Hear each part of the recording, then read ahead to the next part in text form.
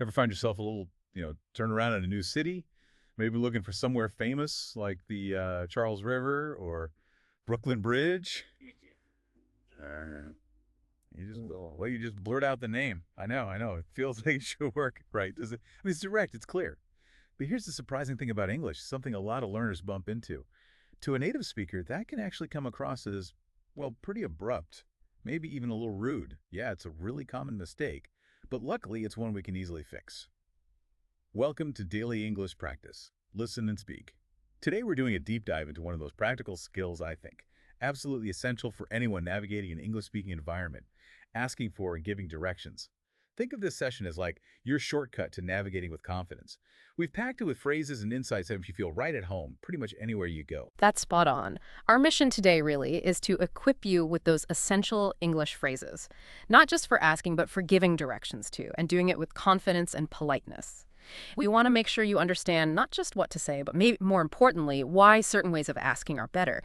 Getting the broader context for good communication and positive interactions, it really is about so much more than just finding your way from A to B. It's fascinating, isn't it? Because we live in this age of GPS, smartphones in every pocket. Yeah.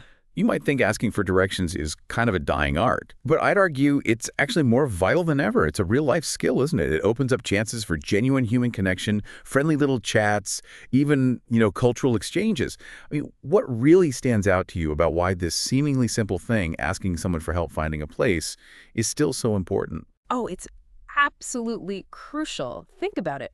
Navigating somewhere unfamiliar is inherently challenging. And then you add a language barrier on top of that, and well, it just amplifies everything. Knowing how to ask and give directions properly, it isn't just about getting where you need to go. It's about communicating clearly. It's about building your own confidence in that situation. And it's definitely about avoiding those awkward misunderstandings that can, really sour an experience. Often it just comes down to remembering those basic pillars of polite interaction, like simply saying please and thank you.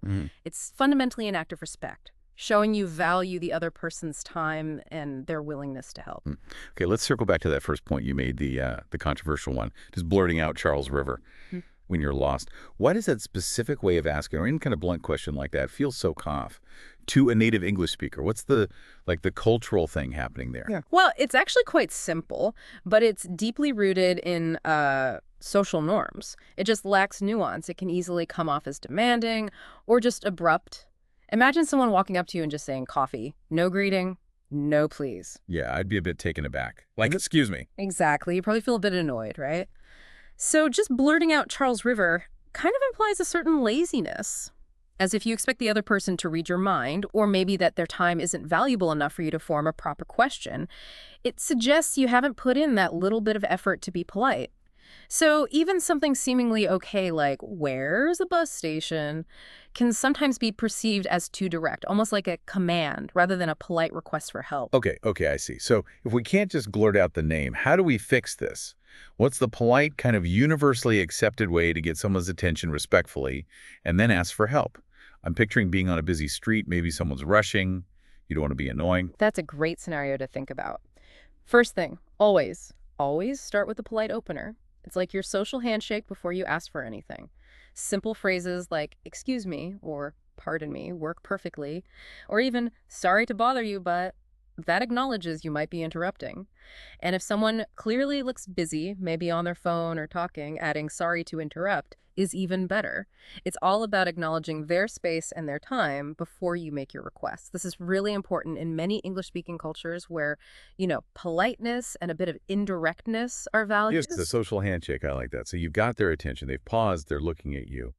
What's the key then to making the actual question polite? This is where I think a lot of learners get stuck, maybe trying to translate too directly from their own language.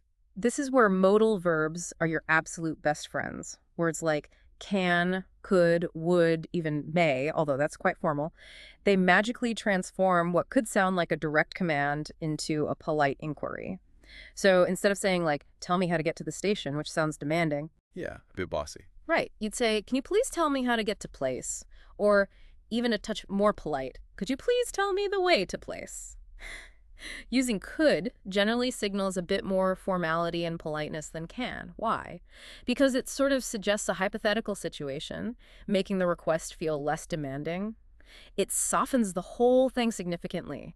It conveys respect and shows you're willing to accept no, even though most people will try to help if they can. It's really amazing how just changing one little word can completely shift how your request is perceived. From a demand to a humble appeal for help. That makes so much sense. It's like you're inviting them to help rather than telling them to. Okay, brilliant. Let's get practical. Imagine I'm a bit lost. I've used my excuse me, I've got my modal verb ready. What are some actual go-to phrases I can use to ask for directions to a general area or maybe a specific spot? Okay, yeah, we can break these down. For more general questions, when you're just trying to orient yourself, you could start with something like, I'm a bit lost. Can you assist me? Or could you help me, please? Or maybe, do you know how to get to place? That's very common. I'm looking for place. Any idea where it is? That sounds quite natural. What's the best way to reach destination? Especially if you suspect there might be multiple routes. And a very practical one. How do I get to place from here? These are all pretty versatile and clearly show you're seeking guidance politely. Okay, those agree for general getting around questions, but what if I need something specific? Like I'm desperate for coffee, or I really need to find a restroom? Excellent point. Yeah. Needs must. Then you'd want to use phrases tailored to that specific need. For instance, where's the nearest subway station? Or, bus stop or train station? Is there a bank around here? Or an ATM? How can I get to the city center if you're trying to find the main area? I'm looking for a good restaurant. Any suggestions? Adding that good makes it sound friendlier, more conversational. Rather than just restaurant. Exactly. Or is there a public restroom nearby? Or in this area? Always a useful one. And where's the closest grocery store? Or maybe pharmacy? It's all about clearly stating your specific need. And what about figuring out the distance? That's so crucial for deciding whether you need to walk or grab a taxi or figure out the bus. Is it far? Is the classic. But what else can we ask? Absolutely. Key information you'll definitely want to ask, is it far? Or the opposite, is it close? More specifically, how far is it? Maybe add from here. And really importantly, can I walk there? Or maybe, is it within walking distance? Or do I need to take the bus or a taxi? This gives you a clear sense of the effort involved and helps you plan your next move. Shows you're thinking ahead. Right. So we've covered how to politely ask. Great start. But then what happens? You actually have to understand the answer. And sometimes, the tables turn and you might be the one giving directions to someone else. That's where the communication loop really closes, doesn't it? And the language often shifts a bit. It really does. When you're the one giving directions, the language naturally changes. You'll often hear, and probably use, the imperative form of verbs. That just means you're directly telling someone what to do. Take the blue line, go straight, turn left. Like instructions. Exactly. Now, while in many social situations, just using commands, imperatives can sound abrupt or even rude, in the specific context of giving directions, it's perfectly appropriate. It's actually expected. Because clarity and efficiency are suddenly the top priority. You want to make it as easy and unambiguous as possible for the person to follow. That's a great point about context. It really is about function over maybe strict social rules in that specific moment. Okay, so what are some of those common instructional phrases? The building blocks for telling someone how to get somewhere? Okay, think of these as your core navigational verbs and phrases. Go straight ahead, you might add for about, and then a distance, like 2 blocks or 50 meters. Turn left or turn right, usually followed by where to turn, like at the next intersection or at the traffic lights. Make a right after the landmark or take a left just past the landmark. Using landmarks is key. We'll come back to that. Keep going until you see landmark. Telling them where it will be, it's on your left-hand side, or it'll be on your right. Follow this road for distance or time, like follow this road for about half a mile. For slightly more complex directions, you might say, take the first left after you pass the post office, or go past the park and then turn right at the second street you come to. They're designed to be clear, concise, and most importantly, actionable. Actionable. I like that. Okay, so beyond just turns and going straight, how do we give more precise info, like exactly where something is or how long it might take to get there? We need to paint a clearer picture sometimes. Yeah, absolutely. This is where describing distance and time accurately and using prepositions correctly becomes really crucial. For distance and time, you'll often hear things like, it's about a 5-minute walk from here. Giving a time estimate is often more helpful than just distance. You're looking at roughly a 10-minute drive depending on traffic, or using actual units, it's approximately 2 kilometers away, or about a mile down the road. And a very common, quite informal phrase for something really close. Oh, it's just a stone's throw away. A stone's throw, meaning very close. Exactly. You could almost throw a stone and hit it. It just means it's very nearby. Or you might give a warning. Actually, it's quite a distance from here. You might want to consider taking a taxi or the bus. And for really, as you say, nailing down a location relative to other things, prepositions are absolutely key, aren't they? It's the difference between being vaguely near something and being precisely across the street from it. Couldn't have said it better myself. Prepositions are your spatial anchors. They tell you exactly where something is in relation to other things. They're vital. The museum is across from the art gallery, meaning directly opposite, on the other side of the street. You'll find the cafe between the bookstore and the bank, sandwiched in the middle. The hotel is adjacent to the conference center, meaning right next to it, often sharing a wall or boundary. Okay, so adjacent is stronger than just next to. Generally, yes. It implies being directly beside it. The restaurant is situated opposite the theater. Similar meaning to across from. The shop is at the corner of First Street and Oak Avenue. Very precise location. The parking lot is underneath the shopping complex. Or simple ones like, it's behind the main post office, or in front of the cinema. Okay. You might also hear common, slightly more informal phrases like, it's just around the corner, meaning very close, just requiring one turn, or it's on the other side of the bridge, or the park. Honestly, mastering these little prepositions really elevates your ability to both understand and give directions clearly. A small word can make a huge difference. That focus on prepositions really makes me visualize it differently. Could you maybe give an example where, like, one wrong preposition could send someone totally off course, maybe comparing next to versus across from? Oh, that's a fantastic point. Because yes, a tiny word can have massive consequences for a lost person. Imagine someone tells you, the post office is next to the bakery. Okay, so you'd expect them to be side by side, right, on the same block, probably sharing a wall or very close. But if they actually meant to say, or you heard, the post office is across from the bakery, well, that means they're on opposite sides of the street entirely. Ah, right. Big difference. Huge. If you confuse those two, you could walk right past your destination because you're looking on the wrong side of the road, or you might keep walking down the block looking for something next to the bakery when you should have crossed over.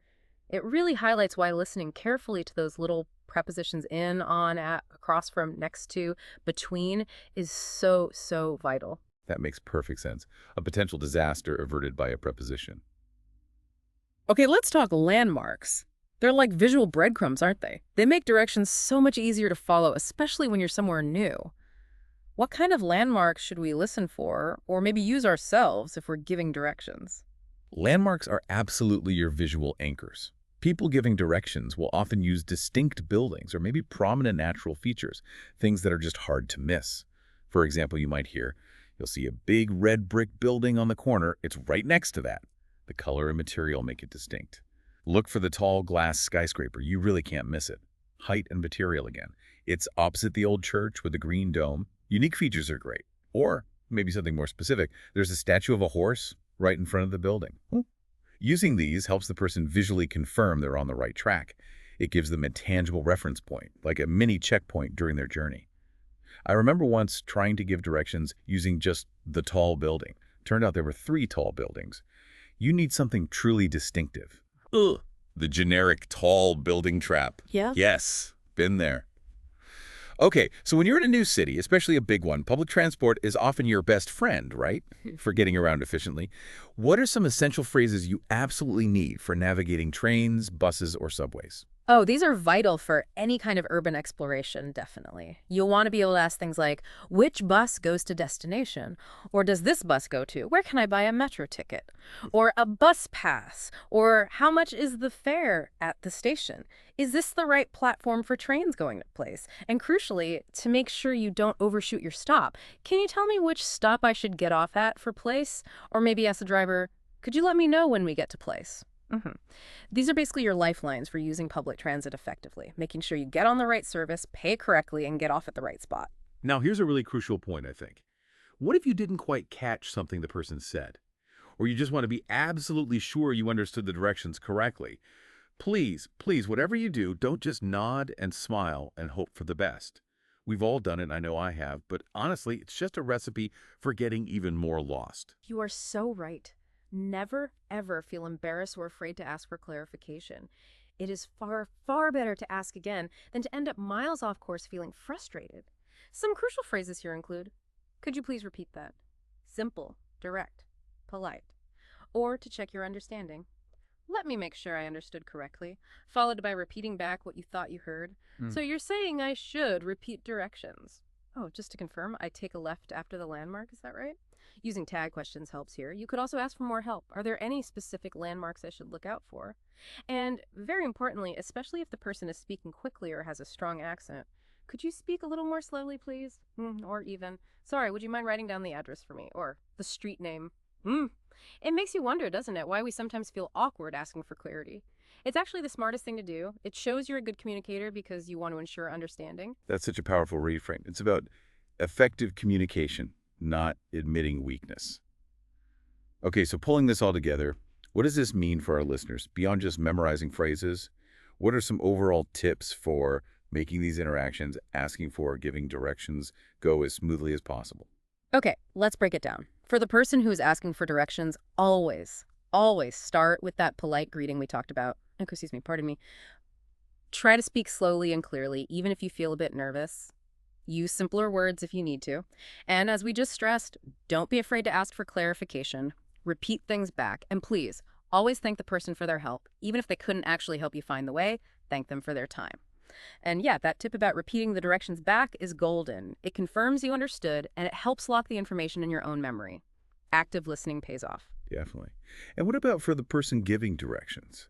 Especially if you encounter a visitor who seems a bit lost and maybe struggling with their English. How can you be the best possible guide in that moment? Right, being on the other side. Number one, be patient. Remember they might be stressed, confused, and dealing with a language barrier. Use clear hand gestures, pointing left, pointing right, indicating straight ahead. These are universal and super helpful. If you happen to have a map on your phone, or even a paper map, offer to show them the location. Visual aids are fantastic. And if you can, maybe offer to write down key street names or the name of the landmark they need to look for, especially if it's a tricky name to pronounce or remember. Ultimately, clear, patient communication about directions can make such a huge difference. It can turn a potentially stressful situation into a positive, helpful interaction for everyone involved. It's about being a helpful local, maybe even a good ambassador for your town or city. Absolutely. Mastering these essential English phrases, getting a feel for the subtle cultural stuff, and just practicing these kinds of interactions, it really will significantly enhance your ability to navigate English-speaking places. And you'll interact with so much more confidence. It's definitely a skill that becomes second nature with practice. The more you do it, the less daunting it feels. Indeed, it does. And this knowledge, it's not just about finding your way physically. It genuinely opens doors for more friendly interactions, doesn't it? For richer cultural exchanges. Imagine the little connections you might make, even fleeting ones, just by asking someone for help.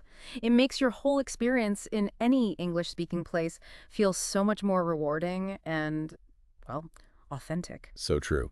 Okay, so for your next step, here's a little challenge, a thought experiment for you, isn't it? Think about your own city or town. Is there a common place, maybe a park, a museum, a famous building that perhaps you've always wanted to explore a bit better but haven't? Now imagine you're a visitor. How would you start applying these new phrases, these insights we've discussed, to confidently ask someone for directions to get there? Go out there, give it a try, practice, explore the world around you with that little bit of extra confidence.